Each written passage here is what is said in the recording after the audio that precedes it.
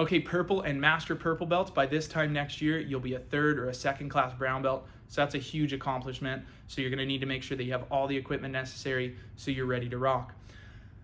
Make sure that you have everything already dialed in for the blue and purple belt tier, which is going to be your double nunchucks. It's going to be your Jodos. Jodos used to be a brown belt weapon, so they're kind of moving around. But make sure you grab a pair of Jodos. They're your short sticks like this. They're also called Eskrima sticks on the website, and they're both the same thing. The Eskrima sticks have the tiger stripes on them, and the Jodos are solid colors, so it's really kind of just preference. But make sure you pick up a pair of Jodos as well as a Judo gi. Judo gis are going to be a uniform that's a little bit heavier weighted, so it's designed to do judo, which is like a mat play sport. That way they don't rip or tear because they're not as lightweighted as your normal gi. The other cool thing about the Judo gi is that once you wash them, they get so soft. So it's like wearing a pair of pajamas. So make sure you grab a Judo gi top and Judo bottoms so that you're ready to rock for our Judo classes, or Judo that we'll be teaching in our classes. So green and brown belt range, you're going to need your kamas. Kamas are your sickle weapon. We're going to teach you a kata called Kama Kata Shodan, and it's a really cool kata. If you don't know this about Shion Casamassa, he was a world champion weapons stylist, and one of his favorite weapons to use, or one he had the most wins with, was the kamas. So you'll get to learn a really cool kama kata that was created by Shion Casamassa.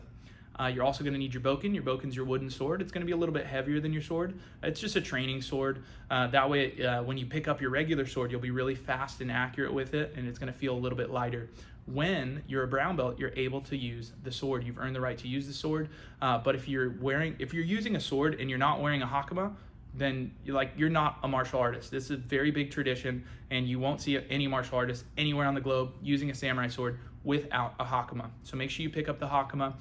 If you take your student gi size, like let's say I'm a size 5 gi, and then I subtract 4, and then I put the number 2 in front of it. I'm gonna need a size 24 hakama. It goes in terms of centimeters, so it's a little bit convoluted, but that's the way to pick it out. If you're a size 3 gi, then get a size 22 hakama. If you're a size 1 gi, then get a size 20 hakama.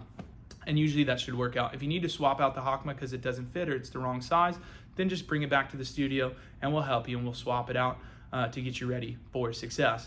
The final thing, if you have everything above, is going to be your samurai sword. So make sure you pick up a samurai sword. They come in 3 different sizes: the katana, the wakizashi, and well, we don't really train with the tanto, so really just get a wakizashi or a katana. If your student's 5 feet or taller, I would say get the katana. If you're under 5 feet, then I would say get the wakizashi, just so that you're able to draw the sword out.